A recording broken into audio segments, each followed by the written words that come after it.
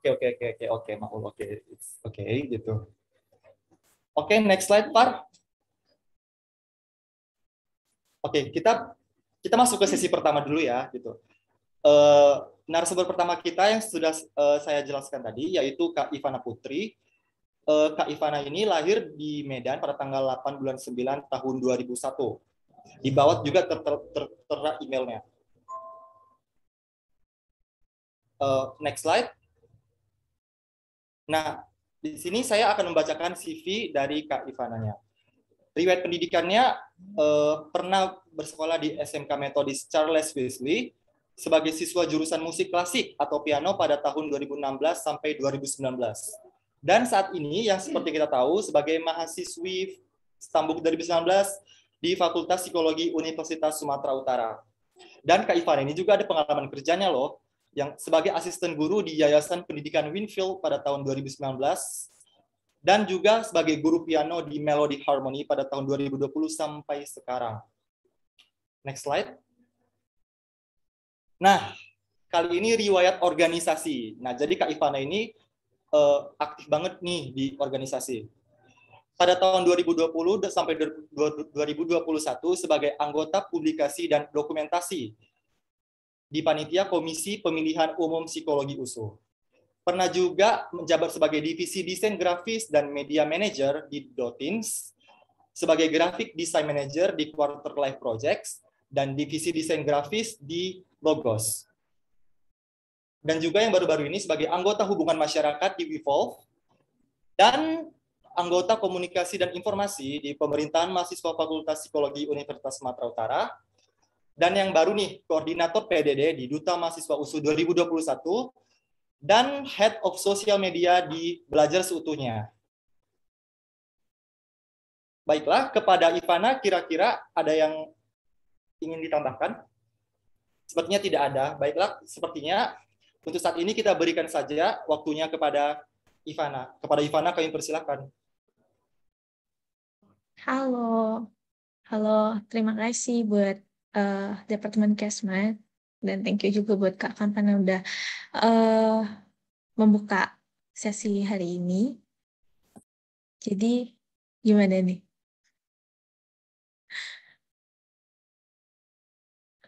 Mungkin aku cerita sedikit ya dari pengalaman organisasi aku. Kalau misalnya teman-teman angkatan 2020 bisa lihat,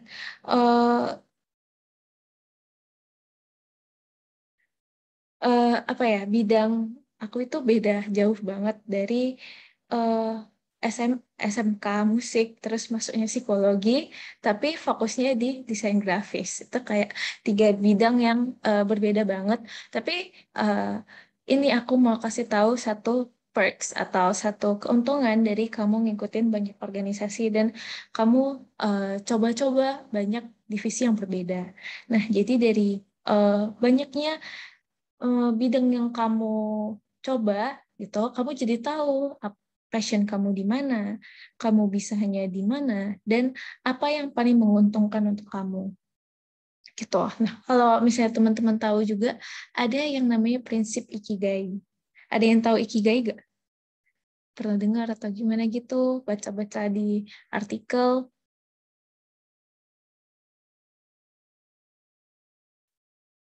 Tahu. Ya, jadi Ikigai ini salah satu konsep penting juga kalau misalnya teman-teman mau ngambil departemen PIO ya. Ikigai ini pasti sering banget dibahas karena Ikigai ini menyangkut kesejahteraan kita dalam bekerja. Nah, jadi singkatnya Ikigai itu penganut kayak 3 lingkaran besar yang saling overlap di tengahnya gitu. Ada bidang yang kamu sukai, ada bidang yang kamu bisa, dan ada bidang yang bisa menghasilkan uang untuk kamu, yang for living gitu. Nah, gimana sih cara kita tahu titik ikigai kita itu di mana? Bidang apa yang bisa menghasilkan uang, yang kita sukai, dan yang kita bisa sekaligus. Nah, salah satu caranya itu kamu coba-coba aja di organisasi. Nah, mungkin di organisasi itu capek ya pasti kalau misalnya teman-teman 2020 ada yang udah mulai ikut kepanitiaan atau komunitas di dalam ataupun di luar USU, teman-teman pasti udah ngerasain kalau misalnya kerja nggak dibayar itu capek sebenarnya. Dan seringkali apa ya, ngelatih mental gitu loh. Tapi apapun yang kita lakukan itu pasti ada plus minusnya. Gitu, gitu teman-teman. Aku mau tanya dong, untuk teman-teman angkatan 2020, ada yang lagi volunteering nggak eh, di komunitas lain gitu? Ini tadi Kak Cornelia mau berbicara? Ada mau bagi pengalaman? Maaf Kak, jadi tertekan. Oke, oke.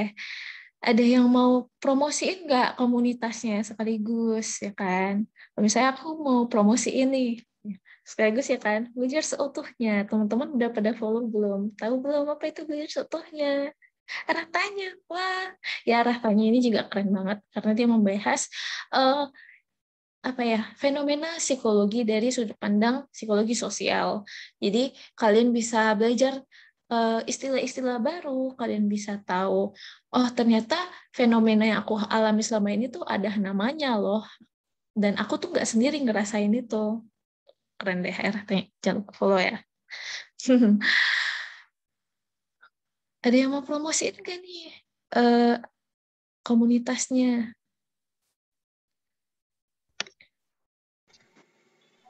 Ayo, mana yuk? Malu-malu nih. Bisa lihat ini kayaknya yang keren-keren nih. Cuma masih rendah hati mungkin ya. Jadi nggak mau share-share nih kayaknya. Kita panggil aja nih Kak Ivana. Boleh, boleh. Ivana pilih ya. Di sini ada Kak Rinanda. Kak Rinanda. Halo Kak Rinanda. Halo Kak, Eh, eh, malam ini Kak Rinanda harapannya apa sih dari ikut eh, Kesma Intop hari ini? harapannya bisa dapat insight baru Kak soal ini organisasi sama perlombaan gitu. Oke, oke. Kak Rinanda saat ini ada bergabung di organisasi atau komunitas mana gitu? Sejauh ini belum Kak, masih mau nyoba gitulah, baru mau mulai. Hmm. Ada targetin mau masuk komunitas mana gitu nggak? Mungkin pemerintahan mahasiswa Fakultas Psikologi lah Kak, paling enggak. Oh, iya. Oh, bagus bagus. Ternyata udah ada eh, peminatnya nih ya, untuk yang tahun depannya. Kalau boleh spill nih, spill. Kak Rinanda pengen masuk departemen mana sih? Kesma Kak. Kesma. Ini catat ya guys, catat ya. Yang ini tolong dicatat namanya. Hai Nanda. Dikasih Rame Kesma. dikasih tiket emas ya. Wih, pas banget kepilihnya. Aduh, pas pula mau masuk Kesma. Kalau teman-teman yang lain ada nggak yang eh, pengen bagi atau pengen bertanya gitu mengenai ya seputar organisasi?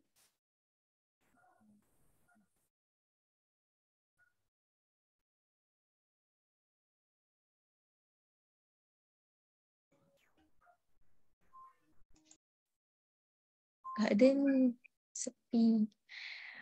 Um,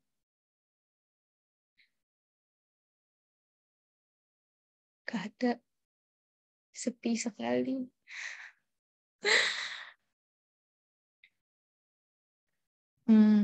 Oke. Aku mungkin bakal next itu aku mau kasih tahu eh, beberapa hal yang mungkin teman-teman eh, belum tahu tentang ikut organisasi. Nah, dari beberapa pengalaman aku di organisasi yang berbeda-beda, satu hal yang aku pelajari dan aku tekankan itu tiap organisasi dan komunitas itu punya budaya yang berbeda. Mereka punya cara kerja yang beda, mereka punya regulasi yang berbeda, misalnya di PEMA sendiri dan di belajar strukturnya sekarang itu cara kerjanya tuh beda banget. Ada yang freelance, freelance yang maksudnya itu pokoknya ada pesanan sih. Maksudnya ada kerjaan masuk terus kita kerjain. Ada yang dia tertata rapi, kamu kerjaannya ini, dan udah ada jadwalnya. Ada yang pace-nya lambat banget. Lambat itu maksudnya apa? Free banget. Kayak nggak terlalu terikat. Misalnya nih aku bagi pengalaman aku sebagai divisi desain grafis di Logos, itu aku ngedit konten hanya 1 kali dalam waktu 1 bulan. Jadi karena sebegitu mengayominya mereka gitu ya. Aku promosi Logos nih. Jadi workspace-nya itu enak banget, dia free banget, dia memahami kalau misalnya kamu ini sedang berada di komunitas yang tidak dibayar. Jadi kalau kamu ingin menyalurkan kebisaan kamu dalam desain grafis itu udah menjadi udah berterima kasih banget lah si Logos ini sama kita. Dan yang aku senang dari Logos ini, mereka itu sangat menghargai setiap hasil yang kami buat, terutama yang divisi desain grafis ya. Artinya gimana? Artinya itu di divisi desain grafis ini nggak ada slow revisi-revisi. Mereka menganggap kalau art itu nggak ada yang benar dan nggak ada yang salah. Cuman yang mereka benar-benar tekanin itu adalah hak cipta. Jadi kalau misalnya kamu menggunakan ilustrasi atau kamu menggunakan foto-foto tertentu, itu kan selalu ada hak ciptanya, ya kan? Ada yang berbayar, ada yang bisa dipakai buat komersil, ada yang hanya untuk kepentingan pribadi. Gitu. Kayak misalnya kalian pengguna Canva, misalnya. Kan ada Canva free sama Canva premium. Kalau misalnya kalian mengakali untuk membeli Canva premium misalnya di luar daripada third parties yang udah disediakan oleh Canva, itu sebenarnya kan ya secara tidak langsung udah melanggar hak cipta. Nah, Logos ini sebisa mungkin tidak melakukan hal tersebut. Logos itu pengen kita benar-benar menghargai ciptaan orang lain, hasil karya orang lain. Jadi di sana aku jadi belajar banyak. Oh, ternyata yang aman dikonsumsi untuk publik itu ini.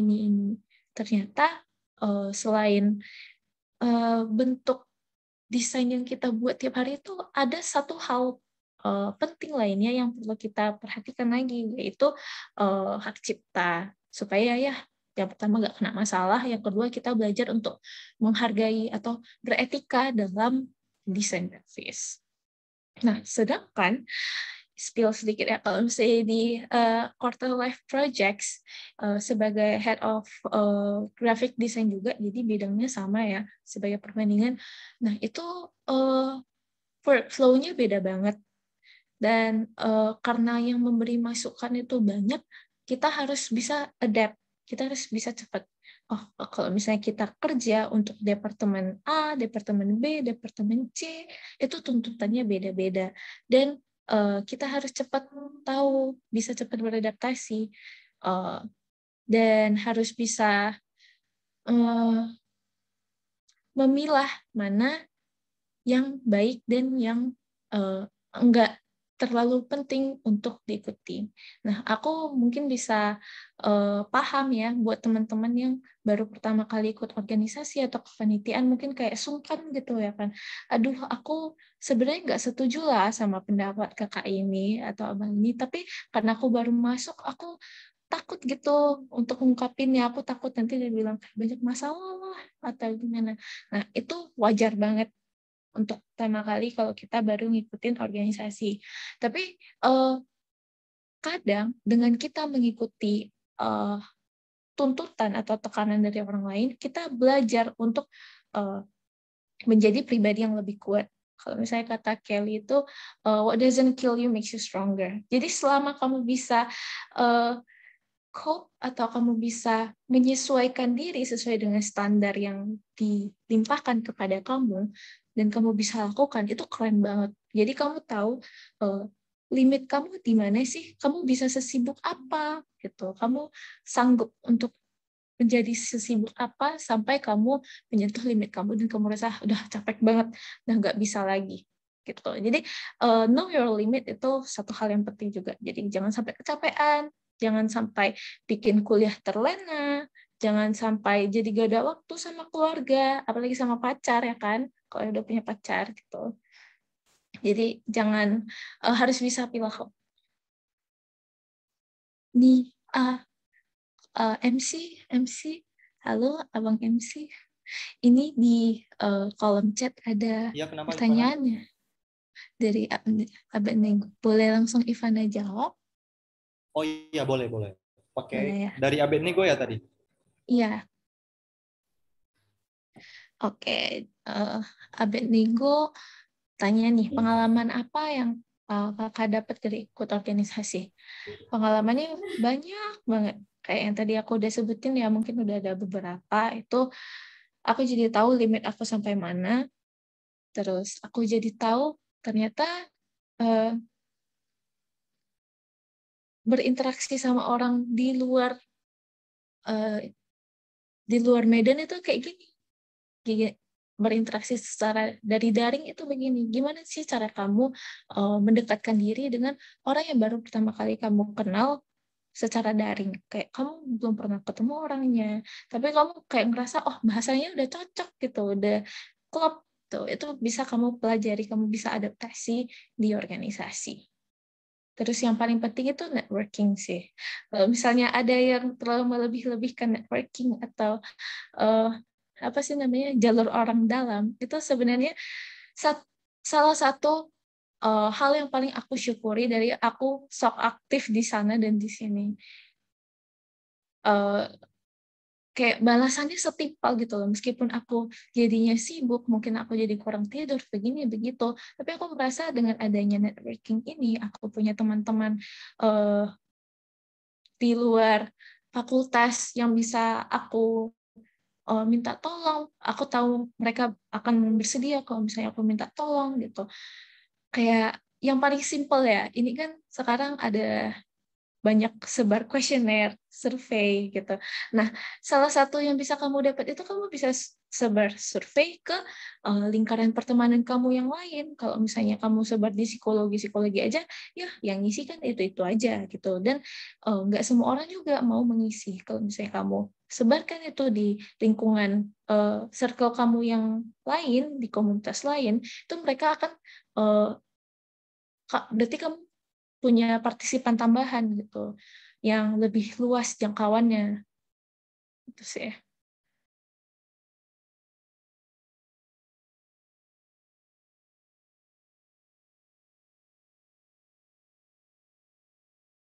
Gimana Abednego?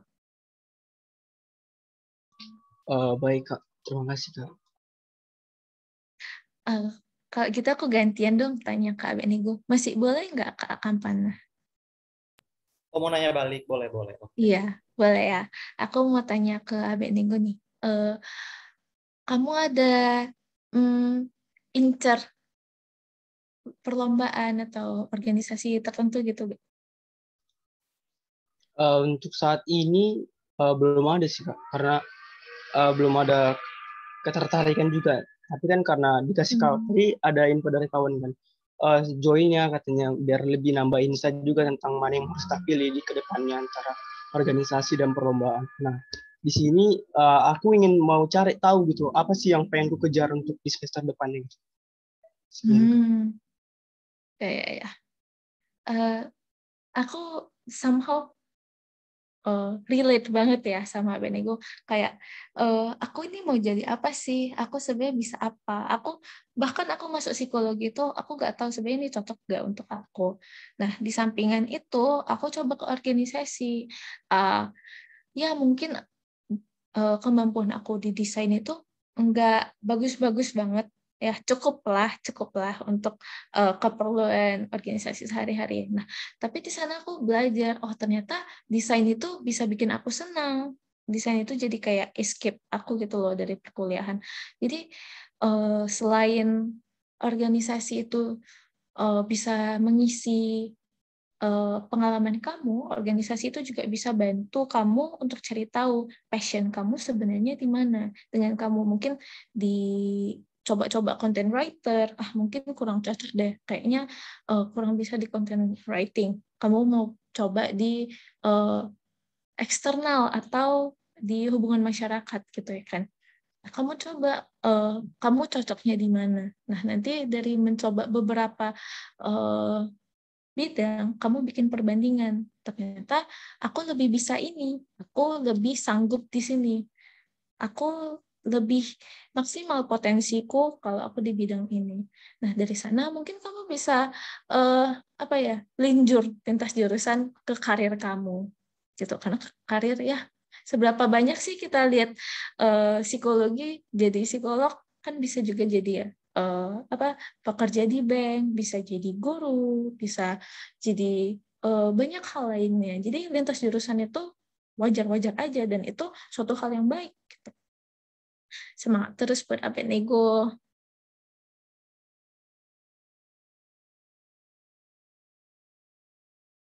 Oh,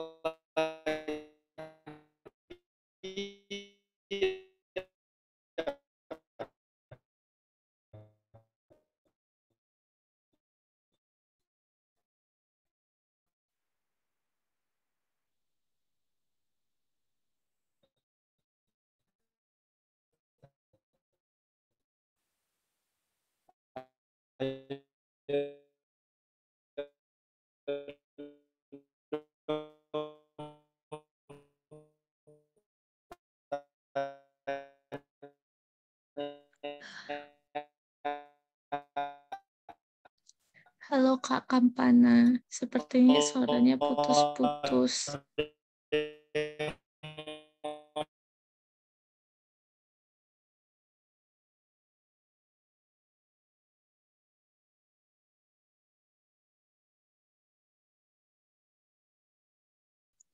Ya, Kak Kampananya terpental. Udah masuk lagi.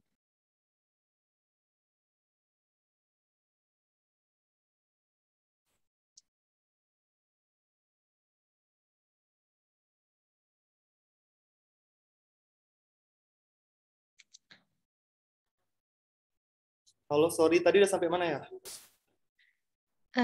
Mungkin dari respon Kak Kampana, mulai dari awal responnya. Oh iya, tadi aku cuman mau ini sih, kayak kalau misalnya ada yang mau bertanya, dikasih ke kolom chat aja gitu.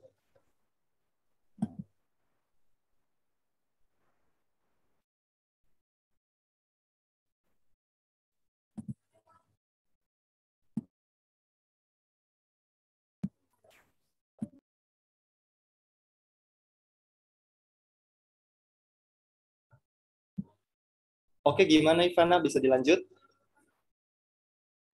Oke, aku mau tanya-tanya nih ke Bang Maul. Mungkin kalau misalnya untuk teman-teman yang mau bertanya, boleh drop di kolom chat sambilan aku mau tanya-tanya ke Bang Maul. Karena Bang Maul ini sebenarnya aktif juga loh di organisasi meskipun dia di sini untuk mewakili bidang perlombaan. Tapi Bang Maul ini organisasinya patut diacungi jempol juga, ya kan? Nah, aku pengen tanya, menurut Bang Maul lebih worth it ke organisasi atau kepanitiaan di dalam psikologi atau di luar? Karena Bang Maul kayaknya udah berpengalaman kan di luar, di dalam, bahkan di luar USU gitu. Gimana menurut Bang Maul? Kalau menurut saya di luar sih, karena kalau menurut saya kalau menurut saya ketika kita di luar gitu, ketika kita di luar kita akan semakin banyak mengenal orang lain. Kita berjumpa dengan orang-orang yang berbeda dengan kita. Dan ketika kita di luar, bedanya dengan ketika kita di psikologi, kalau kita di psikologi, kita jumpa orang-orang di organisasi itu ujung-ujungnya dibahas tentang perihal psikologi juga. Ujung-ujungnya dibahas juga tentang perihal tugas-tugas dan sebagainya. Tapi ketika kita di luar, kita dapat sesuatu yang baru. Kita bertukar pikiran dengan orang-orang baru gitu. Kita mengenal dengan orang-orang yang berbeda dengan kita gitu. Ada nggak budaya organisasi atau perilaku orang lain di luar kepanitiaan psikologi atau di luar kepanitiaan USU itu yang bikin Bang Maul kaget ketika ketemu orang ini? Oh, ternyata ada juga orang begini gitu. Ada nggak?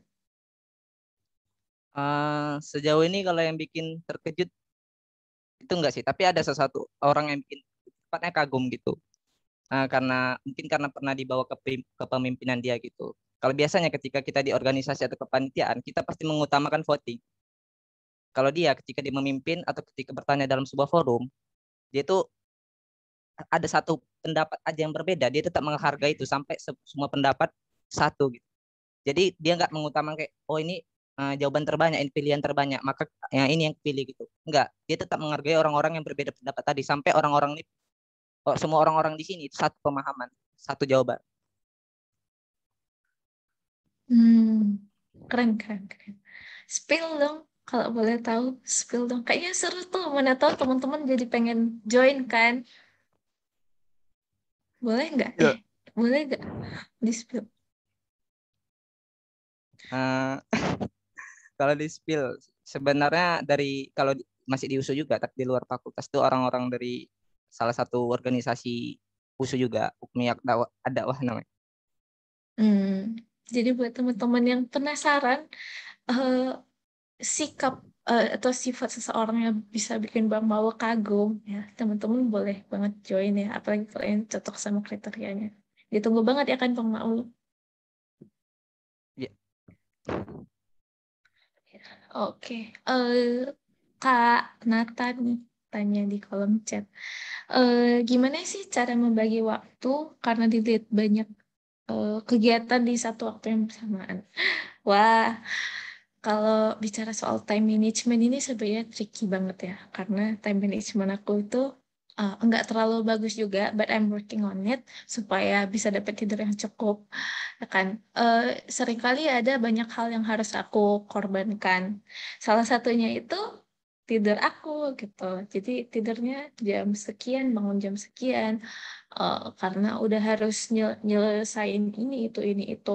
Tapi itu menurut aku worth it banget karena aku yang aku dapat itu jauh di jauh di atas effort yang aku berikan. Jadi mungkin ada beberapa hal yang harus kita korbankan gitu. Dan dari ikut banyak ke organisasi itu aku jadi belajar merelakan.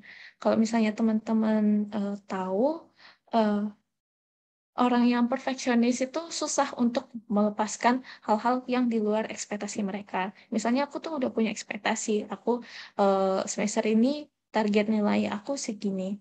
Nah, ketika aku yang dulu itu ketika aku tidak memenuhi target ini, aku merasa kecewa sama diri aku. Aku merasa ini kenapa sih kok segini aja standar diri sendiri aja kamu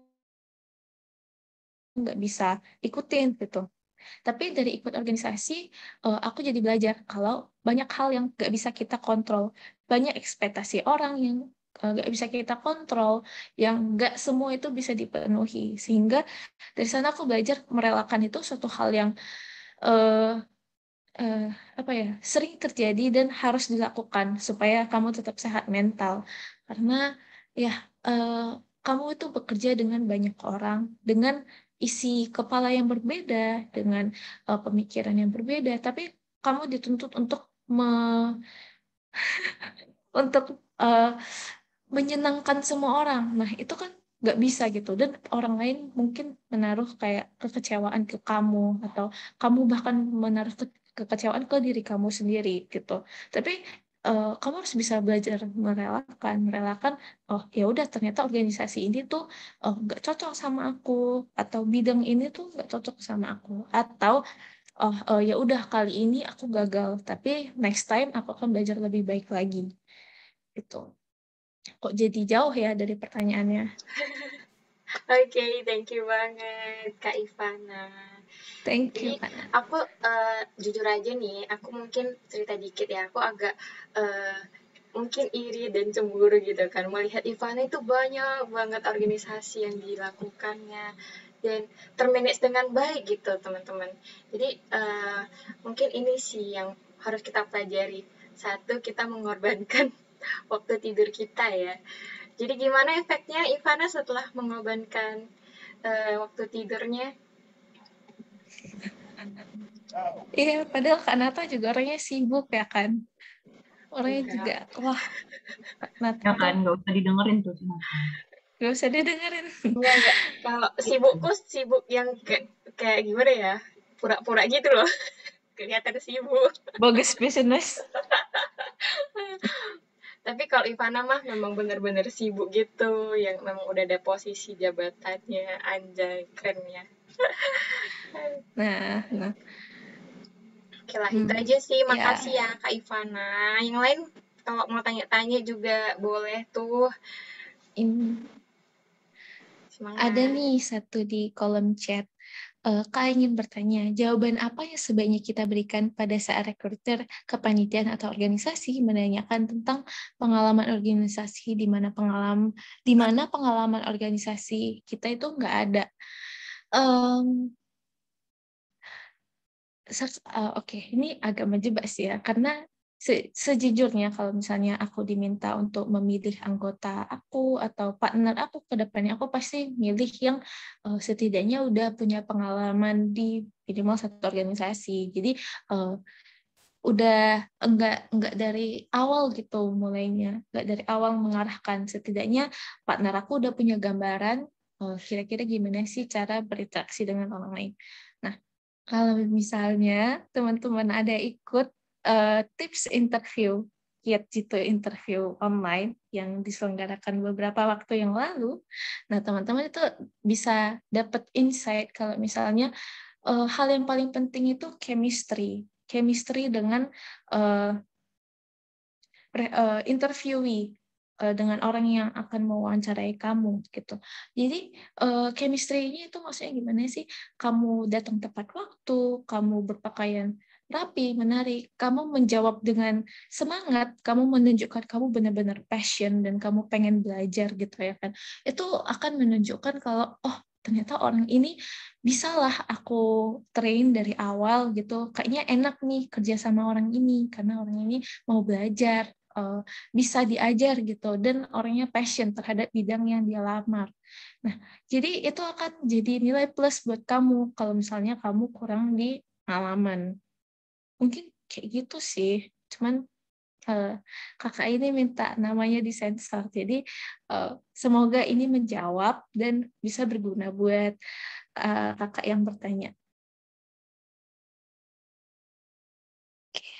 Ada masuk lagi, tapi di direct message. Jadi aku bacain aja mungkin ya. Kak Ivana mau tanya, apa pertanyaan paling krusial selama wawancara rekrutmen? Terima kasih. Menurut aku pribadi, kalau misalnya aku wawancarai orang itu, pertanyaan paling krusial itu perkenalan diri malah. Dari kamu, cara memperkenalkan diri kamu, kamu siapa, terus apa yang sedang kamu lakukan, terus cara kamu membawakan hobi kamu dan atau keinginan kamu dan bagaimana itu bisa cocok ke komunitas atau organisasi yang kamu lamar. gitu. Jadi sebisa mungkin tunjukkan kalau kamu memang benar-benar passionate, kamu punya keinginan untuk pengen maju, pengen belajar, pengen berkembang di organisasi tersebut gitu. Dan kejujuran sih, meskipun kamu passionnya itu mungkin agak dipaksain ya, karena kamu sebenarnya belum tahu kamu passionnya di mana, kamu ya agak mengada-ngada lah, tapi setidaknya kamu beritahu kalau misalnya aku pengen belajar di bidang ini, aku pengen punya pengalaman setidaknya di bidang ini supaya aku tahu apakah ini sebenarnya cocok gak sih sama aku. Nah, aku punya soft skill ini. Misalnya, aku orangnya pelupa, jujur aja aku orangnya sangat pelupa. Jadi, gimana cara aku menanggulangi hal itu? Dengan cara tidak menerima pekerjaan, terus aku catat semua list tugas yang akan aku kerjakan atau harus disiapkan malam itu juga. Jadi kamu tunjukkan kalau misalnya kamu punya skill, kekuatan kamu yang bisa menutupi atau comply sama itu menjadi poin yang dihargai oleh orang yang menginterview kamu. Ini masih ada 2 pertanyaan nih, Kak Kampana. Kira-kira masih boleh gak? 2 pertanyaan lagi ya. Oke. Lanjut lagi Oke. Ivana. Oke. Ini ada direct message.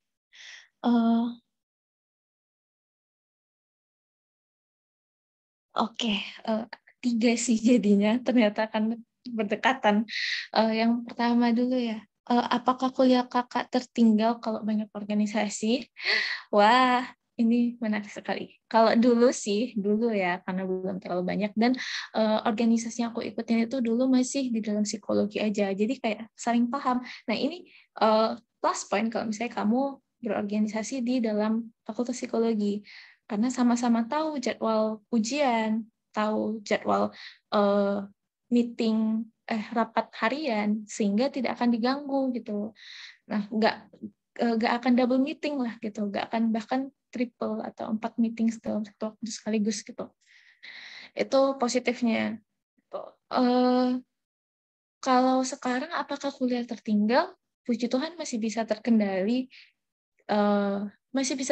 dengan baik, walau kadang merasa capek banget dan harus nge-push diri sendiri, benar-benar harus melawan rasa malas. Itu susah guys, kayak aku pengen rebahan aja, aku pengen tidur aja, tapi tugas deadline aku udah dekat. Jadi itu melatih kedisiplinan aku, melatih ketekunan aku juga. Selanjutnya, bagaimana cara mengatasi kebosanan, kejenuhan? Keren sih ini. Aku juga pernah merasa di satu titik kayak udah bosan, udah capek kali, kayak udah jenuh kali. Apalagi tema ini kan 1 tahun gitu. Jadi wajar kalau misalnya kita punya titik jenuh atau ngerasa kayak kenapa tugas aku ini aja sih gitu. Nah, it's okay to take a step back. Kalau misalnya kamu merasa jenuh, kamu yang penting harus komunikasikan sama head kamu atau koordinator kamu atau ketua kamu atau apapun bahasanya di organisasi kamu. Jadi kamu kasih tahu keadaan kamu. Kamu jangan tutup-tutupi atau kamu jangan merasa kalau aku ngomong kayak gini nanti aku bakal dihujat gitu. Aku bakal diomong-omongin. Nggak usah takut seperti itu. Tuh, kamu tetap harus jujur. Kamu sampaikan kalau misalnya aku merasa pekerjaan aku di sini nggak maksimal karena aku tuh udah bosan, aku udah jenuh. Jadi kamu punya waktu untuk evaluasi diri kamu sendiri. Apakah kamu cuma jenuh atau kamu memang nggak passion di bidang ini gitu. Kalau kamu udah nggak passion dan kamu merasa kamu nggak bisa melanjutkan hal ini lagi, kamu merasa ini bukan bagian aku, kamu bisa pindah divisi, kamu bisa mencoba untuk melamar di divisi lain selanjutnya. Kalau kamu setelah kamu step back, kamu merasa oh ternyata aku udah kangen lagi nih kerja gitu, aku kangen loh dikasih kerjaan gitu ya kan. Jadi kamu bisa tahu apakah kamu cuman capek atau kamu memang nggak ada passion sama sekali di bidang tersebut. Just take a step back, tapi harus kamu komunikasikan. Gitu.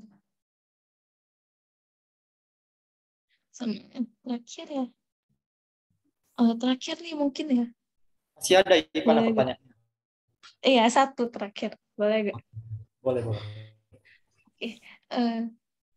Ada yang tanya, tips gimana menang lomba PIMNAS kemarin? Padahal kemarin ikut organisasi.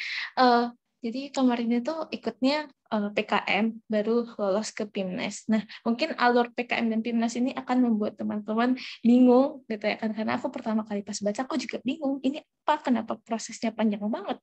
Terus kenapa ini begini? Gimana cara proses registrasinya? Teman-teman jangan khawatir, karena P3 akan mengadakan yang namanya PKM Go. Di sana teman-teman akan mengetahui lebih lanjut mengenai apa itu PKM, gimana cara daftarnya, tips-tips untuk bisa lolos pendanaan, dan semoga bisa lolos PIMNAS tahun depan. Oke. Jadi tipsnya itu anggap semua pekerjaan yang kamu lakukan itu sebagai tugas wajib, gitu. Jangan anggap itu cuma sebagai tugas sampingan. Kalau misalnya kamu menaruh prioritas, kamu merasa hal ini penting dan harus dikerjakan, harus diselesaikan, kamu pasti bisa. Kamu harus yakin sama diri kamu kalau kamu bisa ngerjain hal itu. Kamu harus bisa menipu diri sendiri gitu, kayak bikin mindset kamu berpikir kalau ini tugas yang harus aku kerjakan dan ini tugas yang penting. Jadi sesimpel apapun tugas itu, kamu nggak pernah menganggap remeh suatu tugas. Semua tugas itu penting dan kamu selalu memberikan yang terbaik untuk apapun yang kamu lakukan. Gitu. Jadi ketika kamu lewat pun kayak ini kan, aku kan sebenarnya nggak lewat PIMNAS gitu kan, tapi aku enggak sesakit hati itu. Karena apa? Karena aku udah memberikan yang terbaik untuk proses PKM aku. Kayak ya udah, dan aku belajar merelakan. Aku belajar kalau mungkin yang kenapa aku nggak terima itu karena banyak peserta-peserta lain yang jauh lebih baik dari aku, yang hasil penelitiannya itu lebih pantas untuk mendapatkan penghargaan. Bukan berarti penelitian aku tidak pantas, tapi ada orang lain yang jauh lebih pantas untuk mendapatkan hal tersebut. Sekian dari Ivana. Oke, sekian dari Ivana. Itu berarti memang udah betul-betul siap ya Ivana ya? Iya, yang udah. Memang betul-betul nggak ada pertanyaan lagi. Sebelum kita lanjut ke narasumber berikutnya, tolong dipastikan di kolom chat seseorang bilang tidak gitu. Oke, sepertinya kita nggak perlu juga ya nunggu di kolom chat. Oke, kalau gitu terima kasih banyak Ivana udah mau ngasih ke adik-adiknya tentang motivasi dan juga penjelasan tentang pengalaman-pengalaman yang Ivana punya gitu. Thank you very much. Oke, sekarang kita ke next narasumber gitu. Jadi ini juga nggak kalah dong pasti dari Kak Ivananya. Yang cowok-cowok mungkin bisa jadikan ini role model ya. Role model bukan gebetan. Oke, berikutnya ada Bang Ahmad Maulana Surbakti. Oke, next slide, Farah. Wah, riwayat berorganisasi dan kepanitiaannya. Kita baca dulu ya ini. Anggota UKM Pencak Silat Merpati Putih Fakultas Hukum USU 2019 sampai 2020. Anggota UKM Catur USU juga. Anggota Divisi Acara Kepanitiaan I-Porseni Fakultas Psikologi USU. Staf Divisi Publik Time Squad. Anggota Divisi Mentor dari Kepanitiaan KMB, Ketua Divisi Acara dari Kepanitiaan Porseni Fakultas Psikologi USU, Ketua Umum Kepanitiaan Promis, dan staf Departemen OMB dari PEMA Fakultas USU, Kepala Departemen PSDM dari Formasi Founder dari Sai Family. Yes. Oke, next slide. Nah, ini sekarang ada prestasi dan penghargaan yang udah dicapai sama Bang Maul. Mendapatkan medali perak dari Olimpiade Biologi tingkat Sumatera bagian Utara SCI Expo USU tahun 2018. Juara 2 Lomba Catur IM3 Expo. Juara 1 Lomba Catur I-Porseni Fakultas Psikologi USU.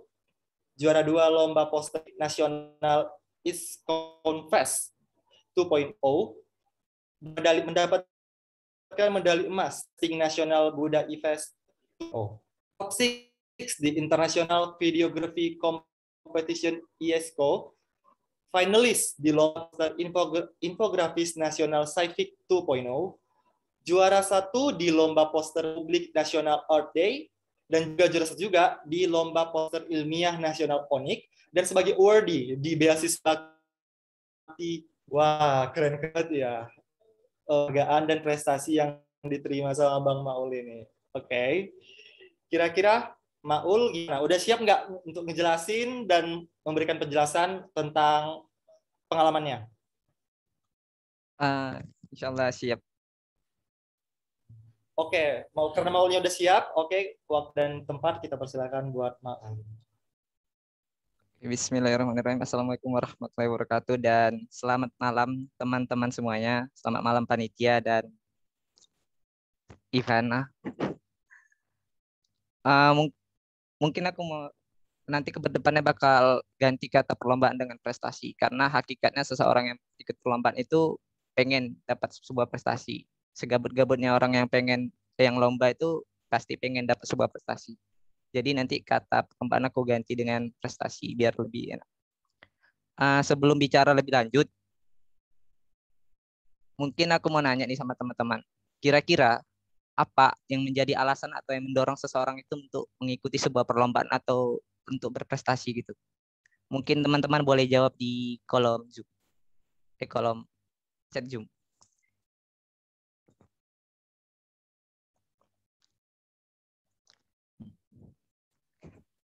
Ayo. Dapat cuan.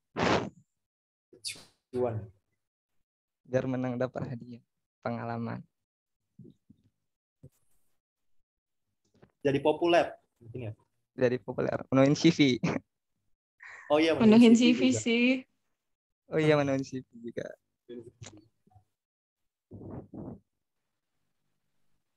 Oke, nyari teman biar dapat pengakuan. Pengakuan. Ya, biasanya orang-orang itu kalau mengikuti sebuah kompetisi atau mau berprestasi itu pasti punya motivasi yang berbeda-beda gitu. Punya alasan yang berbeda-beda. Ada yang pengen nyari teman gitu sama anak-anak kampus lain, ada yang pengen menulis CV, ada yang pengen nyari uang gitu.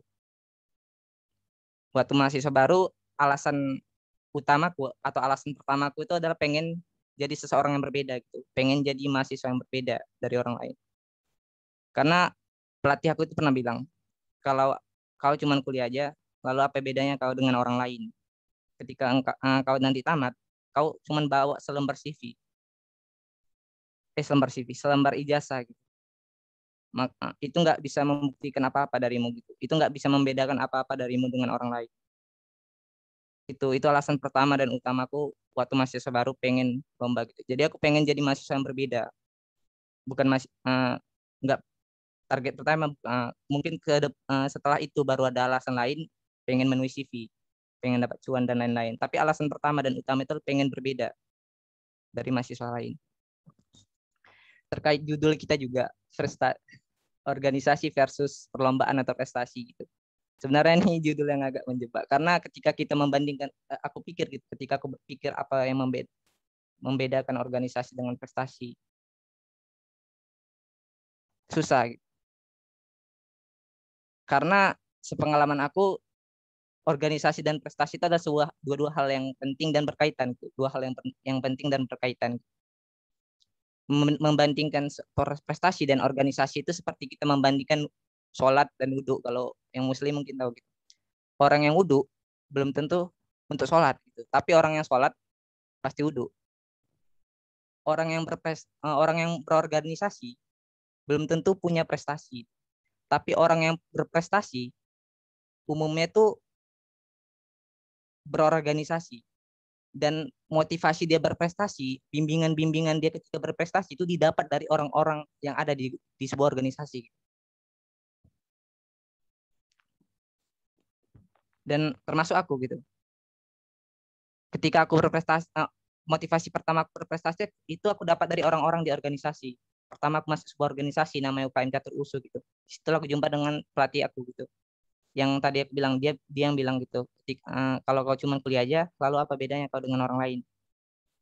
Di situlah aku jumpa seseorang, orang pertama gitu yang memberikan motivasi.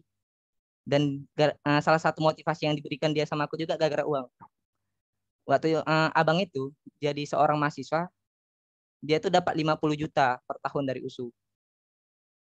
Jadi kalau di USU ini kalau kita juara satu, uang. Kalau kita juara satu nasional, kita tuh dapat 5 juta. Pokoknya dari kalau juara 3 dapat 3 juta, juara 2 dapat 4 juta. Itu kalau nasional per perlombaan. Kalau kita juara satu internasional, itu 5 sampai 7 juta gitu. Juara 1, 2, 3. Tapi pernah sampai 10 juta di zaman Prof Untung 2 tahun atau 3 tahun lalu, lupa gitu. Nah, itu juga kemudian setelah dia bilang itu jadi motivasi kedua aku untuk berprestasi. Yang kedua, motivasi berprestasi aku juga pastinya dapat di organisasi, salah satunya juga dapat di organisasi internal psikologi gitu, di formasi Alkop. Waktu aku jumpa sama orang-orang di formasi gitu, kayak jumpa sama Bang Andi Gumala angkatan 2017. Yang aku lihat dari dia tuh dia bisa berprestasi, bisa berorganisasi gitu dengan seimbang gitu. Aku lihat juga orang kayak Bang Asep, gubernur tahun 2017 gitu. Aku lihat sosok bahkan di angkatanku sendiri kayak sosok Tama gitu, orang yang punya motivasi untuk berprestasi. Ketika aku berjumpa dengan orang-orang seperti itu, orang-orang yang ada di sebuah organisasi, di situ aku temukan motivasi aku gitu. Jadi organisasi dan prestasi itu adalah sebuah hal yang nggak bisa dipisahkan sebenarnya.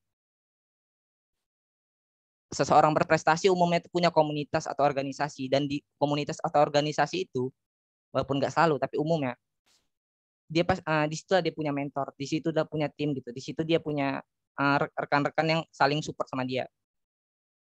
Tanpa mentor, seseorang tuh nggak tahu sampai mana kemampuan dia gitu, sejauh mana dia berkembang. Dan mentor itu biasanya didapat di sebuah komunitas atau ya mentor-mentor itu banyak di sebuah komunitas. Di komunitas lah cara paling gampang mencari sebuah mentor gitu. Karena kalau kita minta secara personal, apalagi nggak dekat, itu biasanya orang nggak mau mementori kita.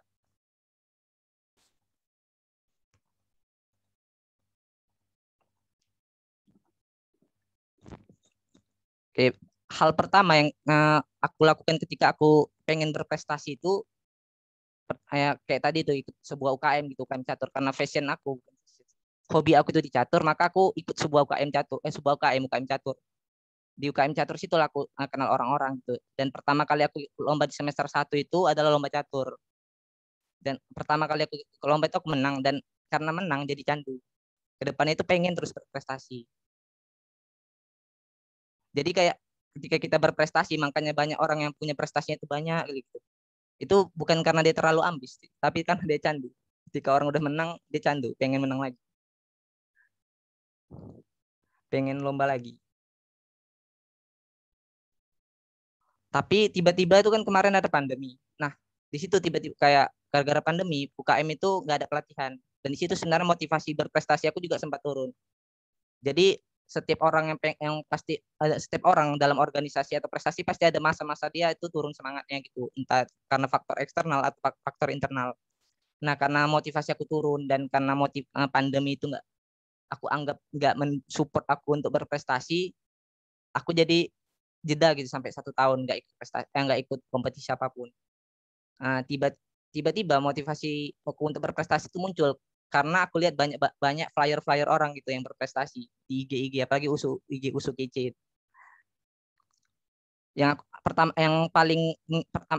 Flyer pertama itu yang paling buat aku pengen coba berprestasi lagi itu flyer lomba poster. Nah, jadi aku itu sadar kalau aku tuh nggak bisa lomba poster, dan aku sadar fashion aku bukan di poster. Tapi justru itu jadi tantangan untuk aku gitu. Wah, aku nggak bisa lomba, aku nggak bisa desain. Justru aku gara-gara aku nggak bisa, aku pengen belajar. Esai mungkin aku bisa kayak nulis gitu, tapi gara-gara aku sekedar bisa, jadi nggak ada tantangan gitu. Dan karena saya orang suka tantangan, jadi saya coba lomba poster. Nah, pertama kali lomba poster itu langsung juara gitu. Dan waktu latihan belajarnya cuma 3 hari. Jadi sebenarnya yang mau aku bilang sama teman-teman di sini, nggak selalu passion kalian itu atau hal yang kalian bisa itulah yang mendorong kalian untuk berprestasi, yang membuat kalian untuk berprestasi. Bisa jadi hal-hal yang kalian anggap itu kalian nggak bisa atau bukan passion kalian, justru itulah yang bisa membantu kalian. Justru hal-hal yang kalian anggap nggak bisa sebenarnya adalah hal yang paling kalian bisa. Jadi kalau ada orang yang beralasan aku belum jumpa passion aku, itu enggak. Sebenarnya dia bukan belum jumpa passion dia, tapi dia belum mencoba apapun. Gitu. Bohong kalau ada orang yang bilang dia belum jumpa passion dia. Karena pasti dia belum mencoba. Bahkan aku yang merasa aku nggak bisa desain gitu. Apalagi kalau kayak ngoprek-ngoprek kepanitiaan gitu. Aku yang paling aku hindari itu pasti PDD. Karena aku nggak bisa desain sama sekali. Tapi aku coba untuk belajar. Iseng walaupun gabut sih awalnya. Dan pada akhirnya bisa. Dari situ aku sadar ternyata nggak selamanya kata-kata carilah passion kalian itu benar. Carilah passion kalian. Asahlah passion kalian itu nggak selamanya benar. Karena nggak selamanya passion kalian itu adalah sesuatu gimana? Sesuatu yang kalian anggap passion kalian itu adalah sesuatu yang benar-benar bisa mendorong karir kalian gitu. Bisa jadi sesuatu yang kalian anggap nggak bisa pada diri kalian justru benar itulah yang paling kalian bisa gitu. Kayak aku pertama kali ikut UKM catur karena aku anggap aku bisa itu di catur. Tapi prestasi aku di catur justru sedikit. Di poster atau desain yang sebelumnya aku anggap aku nggak bisa apa-apa. Justru di situlah paling banyak prestasi aku gitu.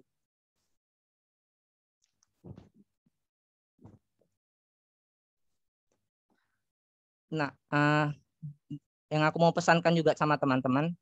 Jadi sebenarnya aku pengennya lebih banyak diskusi. Jadi ini kayak pesan gitu untuk teman-teman. Selagi kalian masih di kuliah, kejarlah dan lakukanlah hal-hal apa aja yang ingin kalian lakukan gitu. Lakukan hal-hal sebanyak-banyaknya, sebanyak-banyak hal yang ingin kalian lakukan. Karena banyak hal yang hanya bisa kalian lakukan di perkuliahan. Misalnya kalian itu pengen ke luar daerah gitu, ikut kompetisi. Ketika kalian kerja, kalian bisa gitu keluar kota, bisa kalian ke luar negeri. Tapi konteksnya bukan lagi mencari prestasi. Prestasi itu cuma bisa kalian dapat di perkuliahan atau ketika kalian sekolah. Sama kayak organisasi. Mungkin nanti kalian ada sebuah perusahaan atau bisa aja kalian punya komunitas, tapi komunitas atau perusahaan kalian itu bakal beda sama ketika organisasi kalian ketika kalian kuliah. Karena ketika kalian kuliah, organisasi dan prestasi inilah yang nanti akan menuntun kalian untuk menemukan jati diri kalian, untuk menemukan apa yang kalian bisa. Mungkin itu aja sih dari aku. Aku kayak karena lebih suka diskusi sama teman-teman. Mungkin untuk teman-teman yang pengen bertanya, saya kembalikan dulu ke moderator.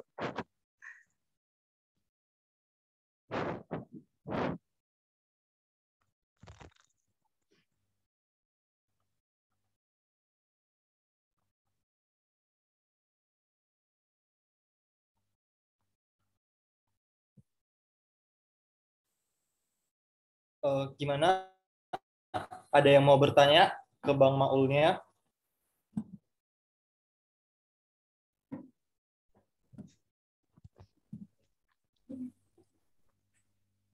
Oke, ini. Ayo.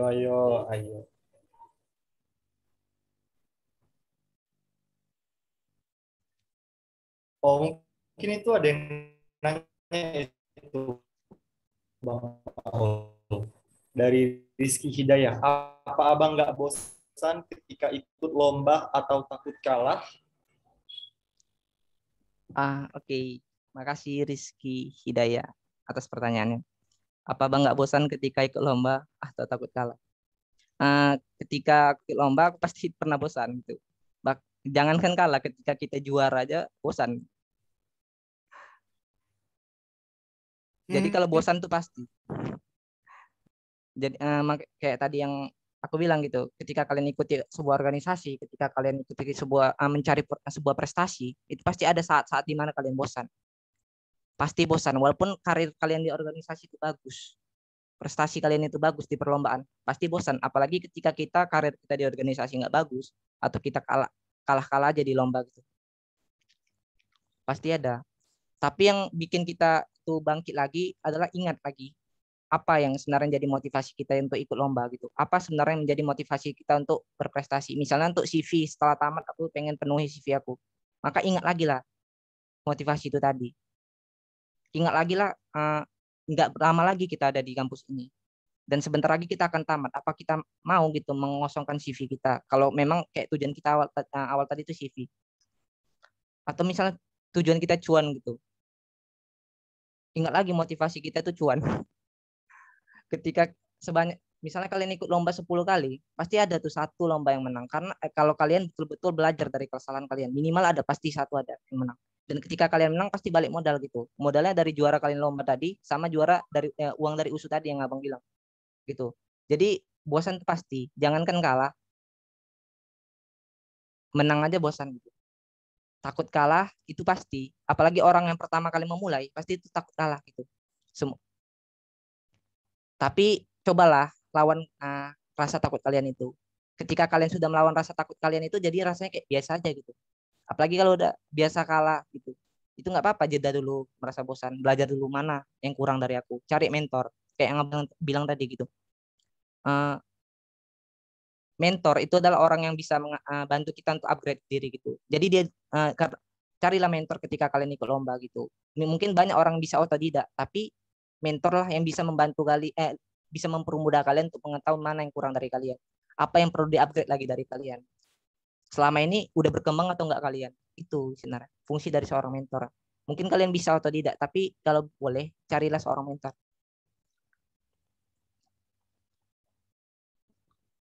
Bang, oke, pertanyaan kedua, Bang, ada saran nggak kira-kira langkah awal kita untuk ikut lomba tapi diri masih insecure?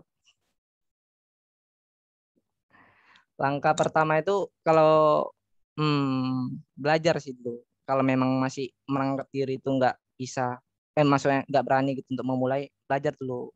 Ketika kita udah yakin modal kita untuk belajar, misalnya pengen lomba poster gitu, coba latih dulu di skill desainnya. Kalau udah ngerasa bagus desain kita dan PD baru ke lomba. Atau gini, ada orang itu jadi PD ketika dia ikut sama lomba bareng kawannya gitu. Ya, ajalah teman-teman kalian untuk ikut lomba gitu.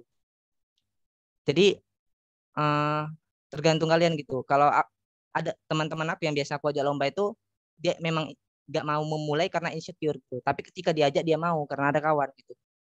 Kalau kamu tipe orangnya yang kayak mana? Kalau ada kawan gitu jadi nggak insecure, ya ajaklah kawan untuk lomba gitu. Langkah pertama adalah itu tadi, belajar, mungkin perbanyak modal dulu. Kalau memang nggak yakin sama diri, sampai kalian benar-benar yakin. Atau cari teman gitu, atau cari mentor kayak yang Bang bilang tadi. Kalau kalian insecure, biasanya mentor lah orang yang menyemangati kalian. Banyak gitunya. Dari Ivana, tips menang lomba poster dong Bang. Oh ya, biasanya kalau aku ikut lomba poster tuh ada kebiasaan unik. Nggak mungkin kayak semua orang yang lomba poster juga punya kebiasaan yang sama, tapi aku nggak yakin pasti sih. Kebiasaannya tuh gini, kalau aku mau lomba poster tuh aku cari poster-poster orang yang juara. Jadi ketika aku melihat poster-poster yang juara, biasanya kan poster yang juara itu ada poster yang bagus kan. Nah ketika aku melihat poster yang bagus, maka standar mata aku akan sebuah desain itu jadi juga tinggi gitu. Jadi ketika aku misalnya mendesain sesuatu, aku tahu ini masih kurang nih, ini belum bisa belum standarnya juara gitu. Maka aku terus revisi lagi gitu. Itu jadi kayak sering-sering lihat desain yang bagus, sering-sering lihat desain orang yang juara. Yang kedua, sering minta pendapat sama orang tentang hasil desain kita, karena yang bagus di mata kita belum tentu bagus di mata orang lain. Jadi carilah desain yang benar-benar bagus di banyak mata.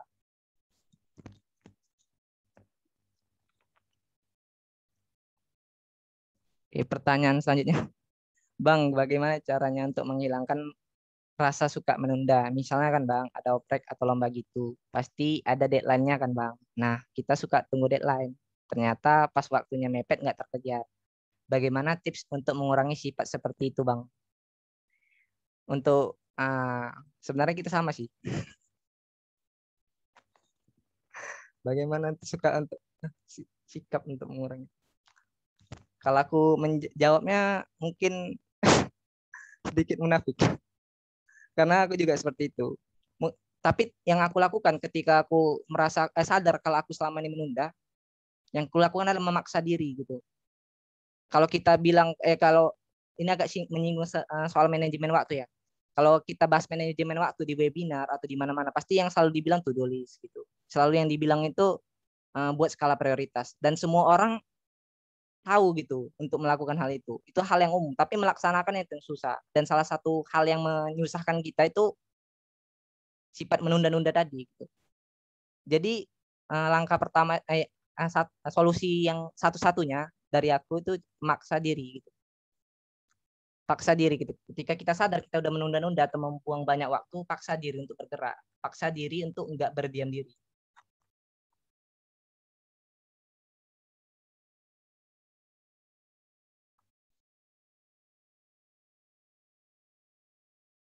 Bang, harusnya pertanyaan selanjutnya, Bang, harusnya ikut lomba yang bertema psikologi aja atau di luar psikologi?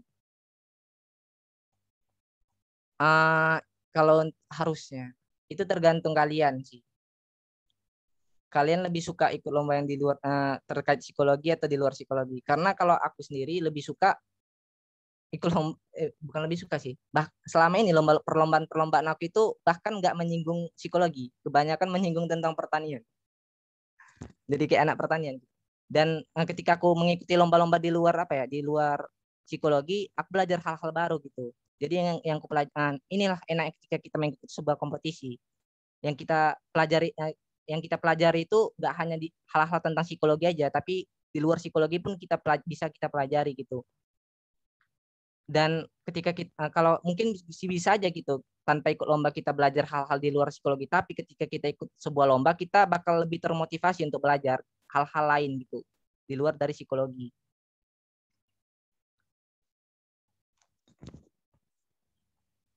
Bang Ahmad, pertanyaan selanjutnya Bang Ahmad mau nanya, misalnya saya nggak pernah nyoba divisi humas atau PDD saat rekrutmen, loh kok rekrutmen cuman tahu job desk dan basicnya aja, gimana agar kita ngeyakinin panitia kalau kita bisa di divisi itu padahal belum ada pengalaman? Ini kayak pertanyaan harusnya Ivan atau dia jawab. Mungkin nanti di akhir dijawab. Biasanya Bang, biasanya info-info lomba terdapat di mana? Kalau aku biasanya nyari info-info lomba itu dari Instagram atau dari grup-grup yang khusus nyebar info lomba. Mungkin teman-teman cari aja kata kuncinya itu di Instagram lomba gitu. Pasti banyak itu IG-IG yang rutin nyebar info lomba gitu, baik lomba poster, lomba-lomba esai atau KTI. Jadi dari Instagram itu hampir setiap hari itu ada info lomba. Jadi kalau lomba itu bukan banyak lagi, apalagi di masa pandemi ini, tapi terlalu banyak. Jadi kalau teman-teman mau nyari info-info lomba, itu mungkin bisa nyari grup-grup yang sering nyebar info lomba atau cari di media sosial gitu. Di PEMA juga bisa ada tuh. Kalender IG PEMA itu ada kalender lomba. Atau di OMB. Di OMB itu biasanya sering ngeser-ngeser di SG itu sering ngeser-ngeser info lomba juga. Jadi di media sosial itu sangat banyak sebenarnya info-info lomba. Pertanyaan selanjutnya, Maul masih ada lagi? Bukan. Mau tanya dong Bang Maul, gimana sih bisa punya kepercayaan diri untuk ikut perlombaan-perlombaan? Karena saya sendiri minder kalau ikut perlombaan. Kepercayaan diri itu sebenarnya dari diri. Tapi kalau aku, yang buat aku percaya ketika aku ikut lomba dan nggak minder, itu aku pertama kali nggak nargetkan juara ketika aku belum pernah juara. Misalnya aku ikut lomba poster, di poster aku belum pernah juara, aku nggak nargetkan juara. Jadi ketika aku gagal, ya memang target aku nggak untuk juara gitu. Target aku sih untuk belajar gimana kayak lomba poster tuh gimana sih gitu, kriterianya apa aja gitu. Jadi pertama-tama itu jangan minder karena kalau niatkan pertama-tama tuh niatkan aja untuk belajar gitu. Kalau kita niatkan untuk belajar, beban pikiran kita tuh nggak bakal banyak gitu, ekspektasi kita juga nggak bakal besar gitu. Jadi pertama kali belajar, niatkan untuk lomba pertama, niatkan untuk belajar, niatkan untuk kayak sekedar tahu lombanya kayak gini, ternyata lomba poster kayak gini, bikin poster tuh kayak gini, atau lomba esai ternyata bikin esai tuh kayak gini. Baru nanti kan biasanya kalau kita dari juri itu ada feedback kesalahan kita gitu kan, misalnya waktu kita presentasi atau sebagainya. Nah disitulah sebenarnya poin kita belajar gitu. Di situ nanti ketika juri itu ngasih feedback, nanti kita tahu di mana kesalahan kita, dan kedepannya karya kita bakal lebih bagus lagi dan berpotensi untuk juara. Jadi yang pertama kali ketika kita mencoba untuk lomba itu niatkan untuk belajar aja kalau memang nggak pede. Karena biasanya yang buat minder itu karena ekspektasi kita yang besar, atau insecure itu karena ekspektasi kita yang besar gitu. Dan karena kita membandingkan diri kita dengan orang lain yang udah banyak prestasi.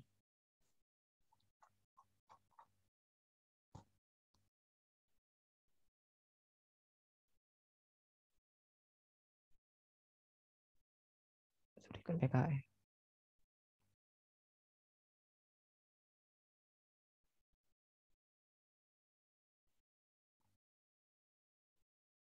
Oke, mungkin itu aja sih pertanyaan. Makasih semuanya atas pertanyaannya. Saya kembalikan kepada moderator. Oke, semua.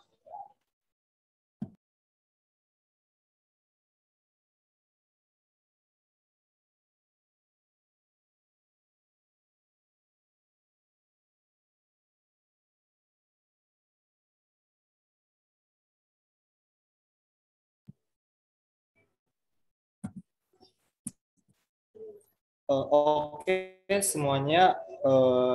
Tadi kan kita udah nanya-nanya kan banyak ke Bang Maul gitu. Tapi aku mau mastiin kalau semua pertanyaan yang mungkin ada atau memang belum disampaikan gitu udah disampaikan gitu. Karena mungkin kan kita waktunya juga terbatas gitu. Jadi kita mungkin nggak bisa menyampaikan, maksudnya kayak menjawab semua pertanyaan yang muncul gitu lah ya kan.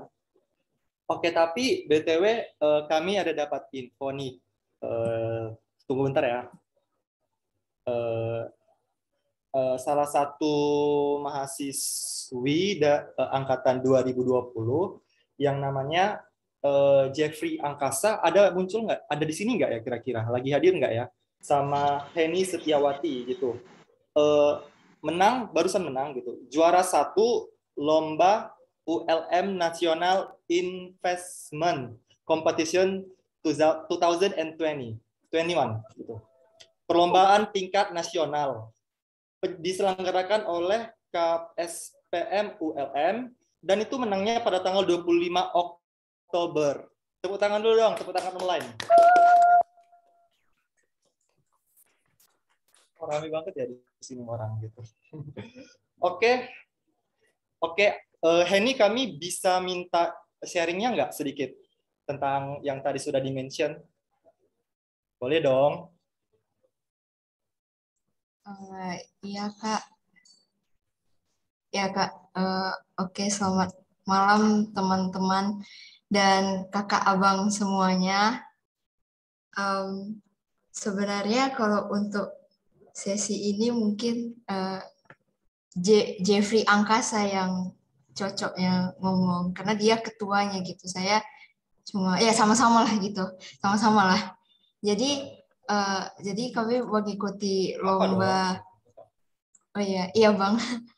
Jadi kami mengikuti lomba yang sebulan yang lalu diselenggarakan. Jadi dimulai dari tanggal 4 Oktober kemarin sampai tanggal 24 Oktober semalam.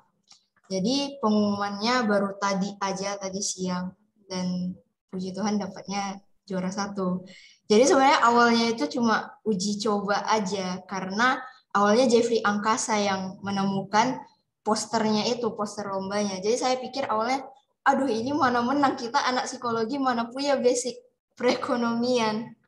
Tapi karena Jeffrey-nya punya basic gitu kan tentang perekonomian, jadi dia bilang apa salahnya kalau nggak coba gitu. Jadi kita sama-sama coba, ya udah mungkin bisa menang kali ya. Ya udah kita tembak-tembak aja lah nanti kalau misalkan udah pasrah. Soalnya udah nggak tahu.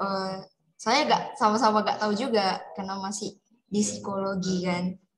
Jadi habis itu waktu pas kami ikut lombanya, awalnya tuh lombanya seperti trading gitu dan investment. Jadi awalnya tuh disuruh untuk trading dengan sekitar 410 peserta yang dibagi jadi 2 tim. Maksudnya 410 itu ada 205 tim.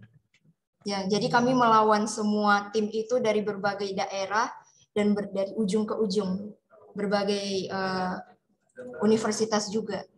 Dan setelah itu, karena kami sama-sama belajar juga kan, sama-sama belajar, teringatnya itu malam-malam kami sama-sama nge-zoom untuk belajar sampai kayak mumet gitu, tapi akhirnya kami bisa gitu untuk mendapatkan ranking 1. Deg-deg ser juga awalnya untuk ikut lomba itu. Itu saja, Bang. Terima kasih. Bang Oke, Kampana, thank you. itu ada Bang Jeffrey-nya tuh. Ada adik Oh, Bang Jeffrey-nya ada. Ada nih. Ya, kita spotlight ya. Oke. Sapa dulu dong Bang Jeffrey-nya, Bang Oke, Kampana. Bang Jeffrey bisa di-sharing nggak pengalamannya?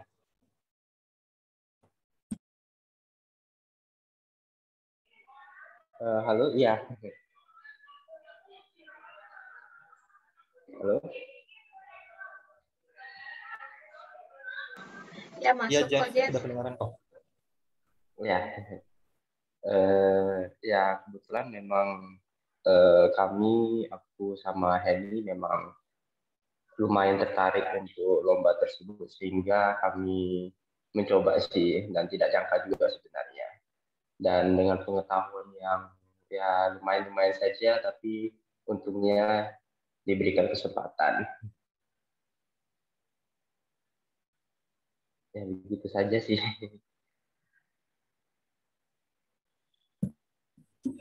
Oke. Thank you Jeffrey, thank you juga Henny. Selamat ya atas prestasinya. Oke. Terima kasih. Oh ya, tadi banyak, makasih. Bang. Oh iya, oke. Keren. Oh ya, tadi makasih juga ya buat Maul gitu yang udah sharing ke adik-adiknya tentang pengalamannya. Gitu. Makasih banyak ya Maul. Oke, sekarang karena sudah cukup malam juga, jadi kita ada sedikit, bukan sedikit sih, ada penghargaan gitu buat Ivana dan Maul gitu, berupa sertifikat karena sudah mau membantu Kesma sebagai narasumber di acara Kesma Intalk gitu. Nah, untuk prosesi penyerahan sertifikatnya saya berikan kepada Ketua Departemen Kesma yaitu Wildan Fadli. Kepada Wildan saya persilakan.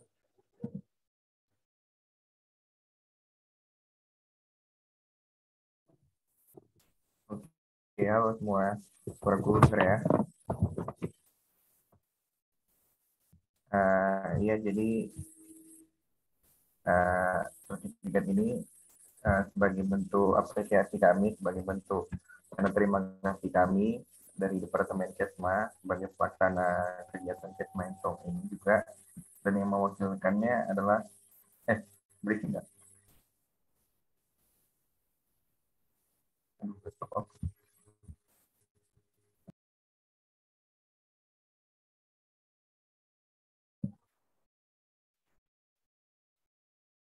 Enggak berisik Wildan.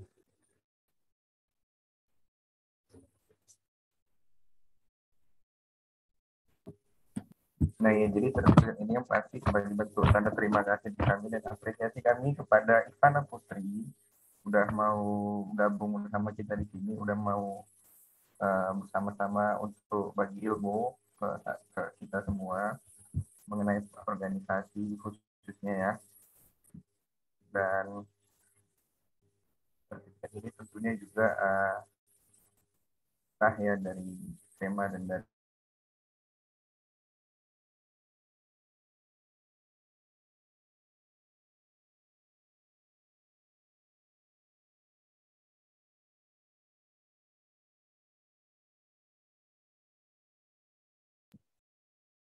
Halo Wildan.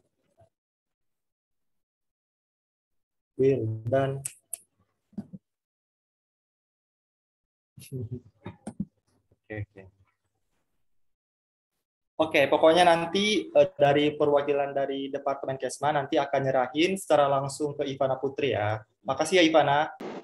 Kampana, Bang Kampana foto dulu yuk Kampana bareng narasumber tercantik kita hari ini.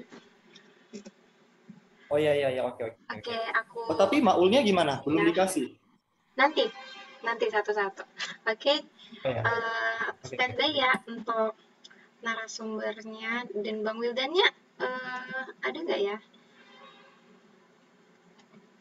Bang Wildan terlempar kayaknya tadi. Ngelek dulu soalnya dia. Oke, ini udah ada kok. Ngelek ya. Oke lah. Kita foto aja kali ya. Atau bagaimana nih? Oke, boleh Nat. Oke. 1, 2, 3. Say cheese, Ivana. Lah. Oke, 1, 2, 3. Oke, sudah. Silakan Bang Kampana. Oke, berikutnya untuk Maul, Farah. Show. Oke, ini dia. Wildan-nya udah ada nggak ya kira-kira?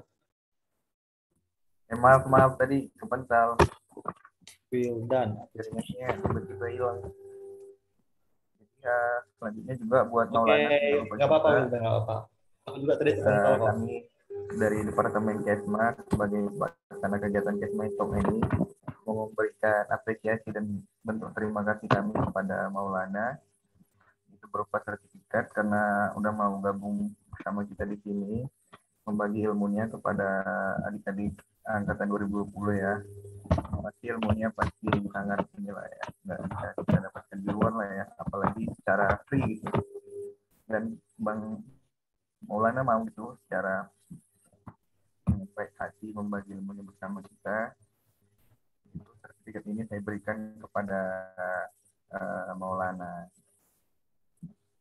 Di kalian foto jangan lupa. Oke, kita foto ya. 1, 2, 3. Say cheese. Oke. Sudah. Terima kasih.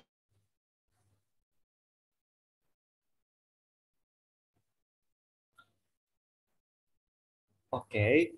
Sekarang kita foto bareng-bareng. Gimana teman-teman, bisa on cam sebentar agar kita foto bareng-bareng?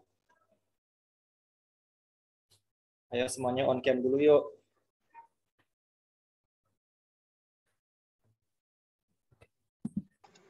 Oke guys, kurang ya? silahkan di on cam. Jadi makin berkurang ya? Iya, sedih. Apa-apa. Mungkin mereka malu. Ya udah, yuk kita langsung aja ya. 1, 2, 3. Say cheese. Oke, makasih semuanya. Sudah kok. Oke, baiklah. Sekian dari rangkaian acara dari Kesma Intok hari ini. Lebih dari kurangnya saya perwakilan dari Departemen Kesma berterima kasih dan juga meminta maaf jika terdapat kesalahan-kesalahan kata. Terima kasih banyak semuanya. See you. Terima kasih semuanya. Terima kasih semua. Semoga bermanfaat. Makasih, selamat malam, selamat tidur, selamat beristirahat.